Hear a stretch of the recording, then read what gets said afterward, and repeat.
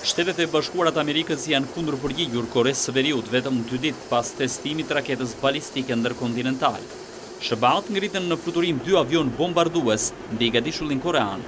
Lajmi u bë i ditur nga vetë forcat ajrore amerikane. Bombarduesit u ngritën nga baza e Shteteve të Bashkuara në Guam, e më pas atyre ju bashkuan edhe avion luftarak japonez e koreano-jugor. Koreja e Veriut mbetet ende kërcënim ndaj stabilitetit rajonit, tha në një deklarat komandanti i forcave ajrore të paqësorit. Ai paralajmëroi se nëse do të jetë nevojshme ndaj vendit komunist do të ketë një reagim të fortë. Shtetet e Bashkuara kanë ngritur edhe në të kaluarën në fluturim avion bombardues supersonik si shenjë force e kundërpërgjigje ndaj testeve raketore të Koresë së Veriut. Testimi i fundit shkaktoi reagimin e ashpër të shefit të Shtëpisë së Bardhë Donald Trump. Nga ana tjetër thuhet se diktatori i Penjanit Kim Jong-un ka theksuar që testimi ishte paralajmërim për Shtetet e Bashkuara të Amerikës.